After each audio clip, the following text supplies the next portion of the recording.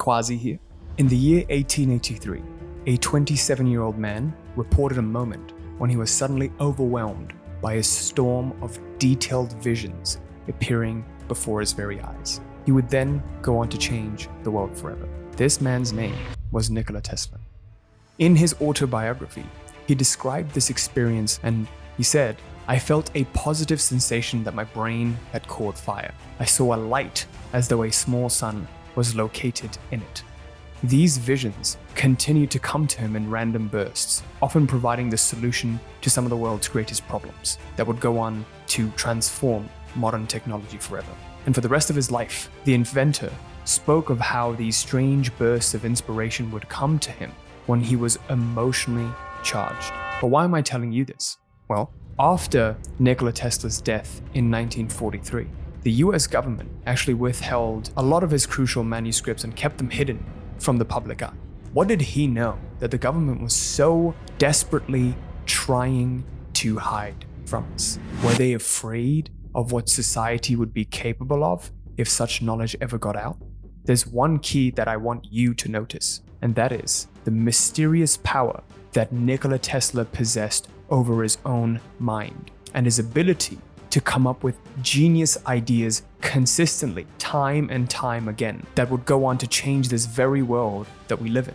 There's a reason he was having these visions that actually became reality, and all clues point back to one recurring theme: the pineal gland. See, Tesla was able to have these visions because his pineal gland was very active. The pineal gland in yogic knowledge is also known as the third eye, the very center of intellect in this human system, the eye that lets us see within. Now, after studying reality creation for almost 10 years now, it's become very clear to me that once you activate this part of your brain, your whole reality as you know it will change. And that is why in today's video, I'm going to reveal to you the one main way in which you can begin to utilize this gland that is atrophied in all of mankind due to a lack of use, and use it to create your own reality. By the end of this video, I'm going to guide you through an exercise that I've personally used during a time of great struggle that has allowed me to overcome major obstacles and take control over my reality.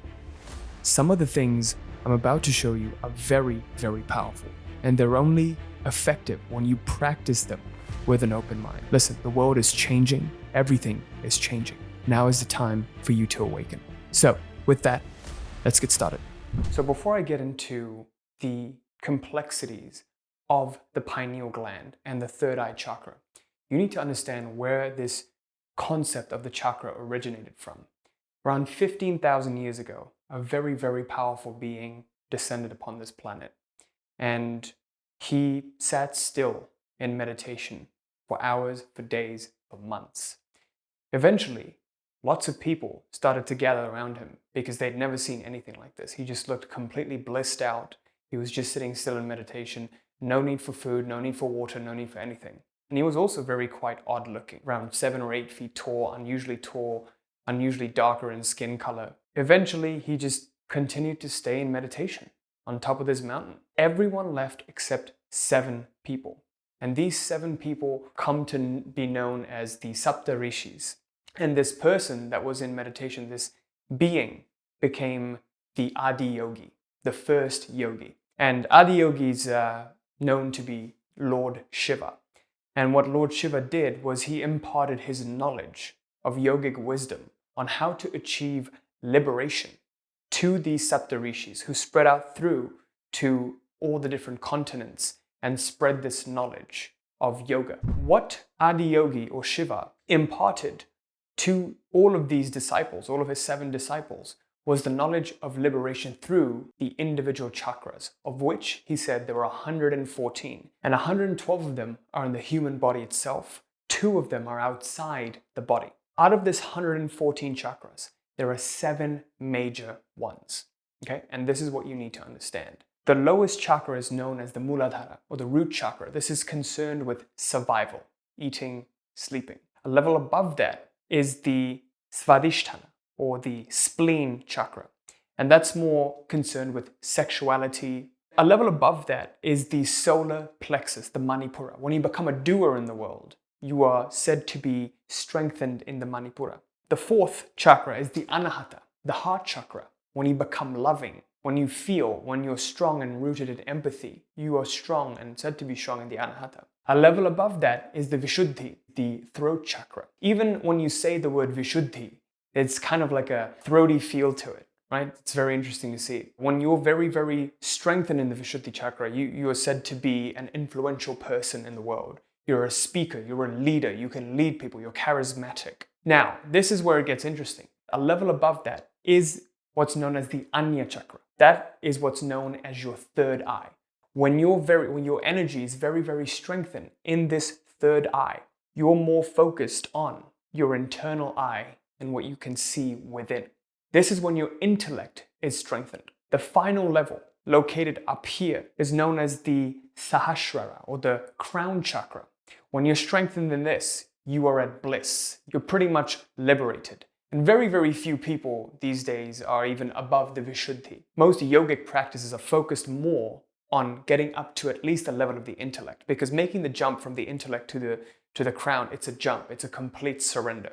So once you can get up to the level of the intellect, that option to liberation becomes available to you. But most practices are focused on activating this third eye or the pineal gland. So I want to share with you a quick story of how I encountered this third eye visualization that I'm about to share with you in the form of a meditation, and how it completely changed my life. So the year was October 2022. The prior 8 or 9 months, I'd been working really hard at growing the YouTube channel. So when I first started with YouTube, within 3 years, we got to like 180,000 subscribers, but I was just stalled at that 150 to 180,000 subscribers. It took me a very, very long time to go from 150 to 180. And I just couldn't understand why. No matter what I did, I always hit a wall and I just couldn't grow, and it was just like a struggle month in, month out. This would affect the business too and the clientele we were bringing in, because it would be inconsistent.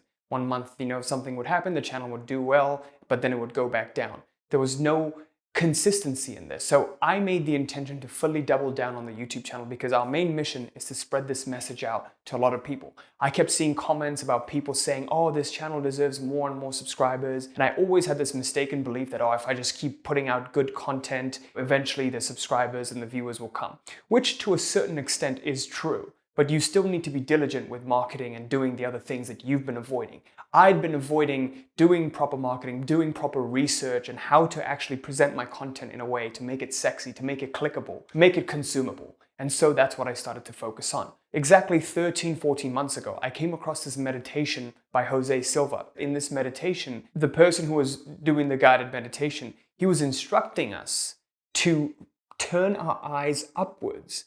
And what I realized was that when I turned my eyes upwards during meditation, there was a spot in the middle of my forehead. There was just an intense concentration there, just like Nikola Tesla felt, as though my brain was on fire. So every time I turned my eyes upwards and I visualized, this spot just kept getting stronger and stronger. And that's when I realized that when you combine visualization with moving your attention to the third eye, something powerful can happen. We were instructed to wait for 3 days for any instruction. I was working with a YouTube agency at the time. They were helping me with my thumbnails, my video editing, and everything. Day 1, nothing happens.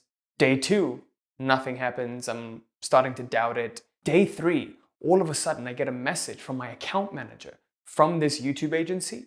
And he's like, hey, Quazi, I'm sorry to say this, but I'm quitting, I'm leaving. And the owner of the company, the owner of the agency will come and manage your account from now on. And I'd been working with that company for the last 8 months, and I hadn't really seen the kind of results that I wanted. And so I was like, oh, maybe this is the end of the road. Maybe it's a sign that I need to leave. But something told me to not do it. And I just had an open mind, and I took a meeting with the founder of the agency. And to my surprise, he literally came in with so much knowledge about my channel. And he was like, you need to do this. This is your game plan for YouTube.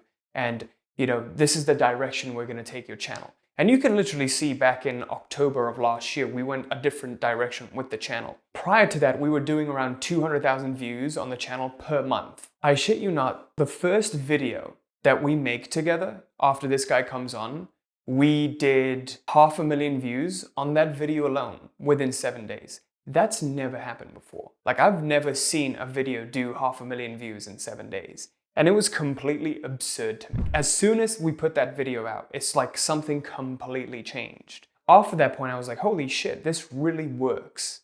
This meditation really works. And the key thing about this meditation is bringing your attention to this eye, but also focusing on the immediate problem, the one obstacle that you feel stuck with, that you've been feeling stuck with, and focus on its solution.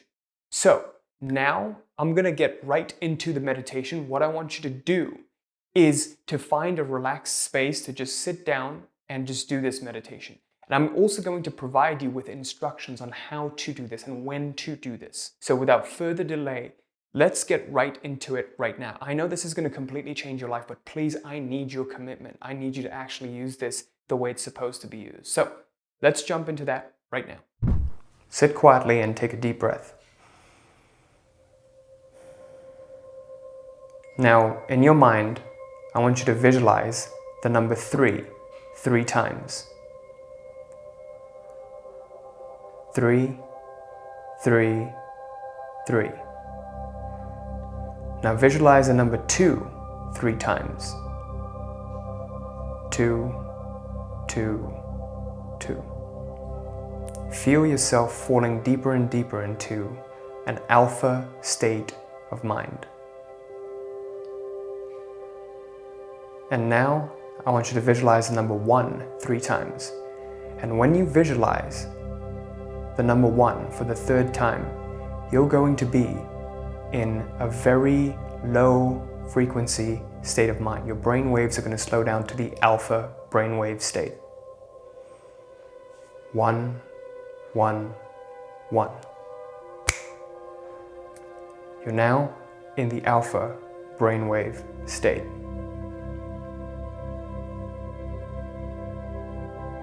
Now I want you to begin putting your eyes and tilting them up towards the center of your forehead. As you do this, you'll feel a pressure in the middle of your forehead. Don't worry if you don't feel the pressure now. Just move your eyes upwards, just slightly. That pressure that you feel in the middle of your forehead is your 3rd eye. Again, don't worry if you don't feel it the first time. As you do this over time, you will gain a feeling of it. Keep your eyes there. Now, as you keep your eyes there, I want you to visualize the problem that you thought about. Create a vivid scene of the problem and make it rich and colorful, something that you've been stuck with. Now imagine what it feels like to be stuck in that problem.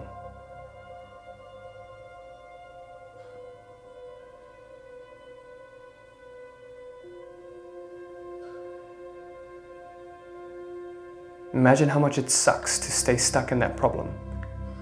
How terrible it is to stay stuck in that problem. How stuck it feels.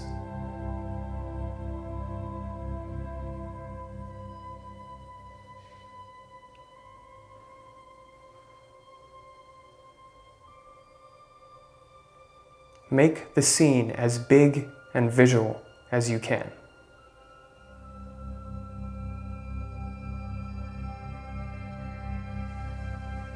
Now imagine there's a ball of energy in your heart that contains that problem scene that you've just visualized. And in 3 seconds, you're going to send that ball up to your higher self. Imagine just shooting it up, however way you can. Just shoot that ball up into space just above you, and imagine it's received by a higher self. You're surrendering it to God. In 3 seconds, you're going to exhale and shoot the ball up into space. 3, 2, 1. The problem has now been sent to your higher self, and you have nothing to worry about.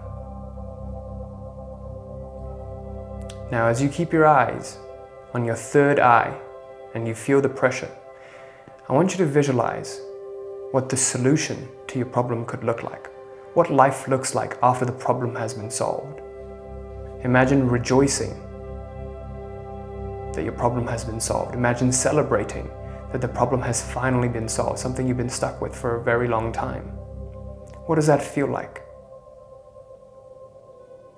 Make the scene more and more colorful, more and more vivid. Touch different things in that scene and imagine you're feeling them. Imagine the sounds, imagine the smells, imagine the tastes. Immerse all your senses into it fully.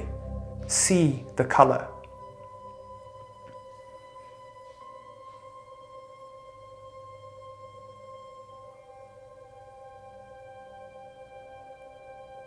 Make the picture larger and larger. Feel the celebration and the rejoice in your heart.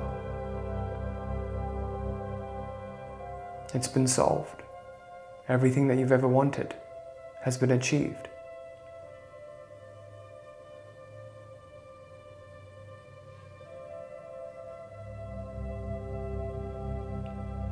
Now, in 3 seconds, I want you to send this ball of energy up to your higher self again, just like you did with the problem.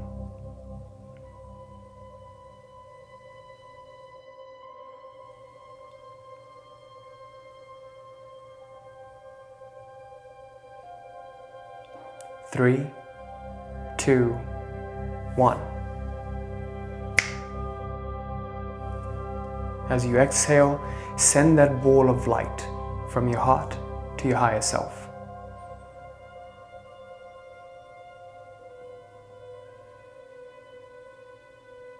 The problem has now been taken care of. I want you to slowly open your eyes. And now, ideally, when you're doing this exercise at night, right before bed, you would drift off to sleep. And what happens is within the next 3 days, you will notice different signs coming to your reality about how this problem gets solved. A precaution. I don't want you to keep doing this exercise. Only wait until 3 days. And if nothing shows up after 3 days, repeat this exercise with the same problem. So this meditation that you've just done is what's known as goal-focused visualization. Goal visualization allows you to receive insights into the different lifelines that will lead to your goal. However, there needs to be actual movement along these lifelines in order for you to reach the goal. So for that to happen, you must visualize what's known as the movement, which is also known as process visualization. The final thing that needs to happen is that you must shift at the identity level. Become who you would be when you're already experiencing the revenue that you'd like or the success that you would like now. Operate from that end state of being. I made a short movie that highlights these 3 main things for you: goal visualization, process visualization, and identity shifting. Click the pinned comments down below to watch it in full. The world is changing faster than ever before. We must become conscious and take control of our destinies now, or be doomed to a system that doesn't serve us or our heart's authentic desires. And that is why we do what we do here at realitycreator.com. Click below to access this movie, which is going to highlight everything for you. This is my life's work, and I'll see you right there right now. Thanks.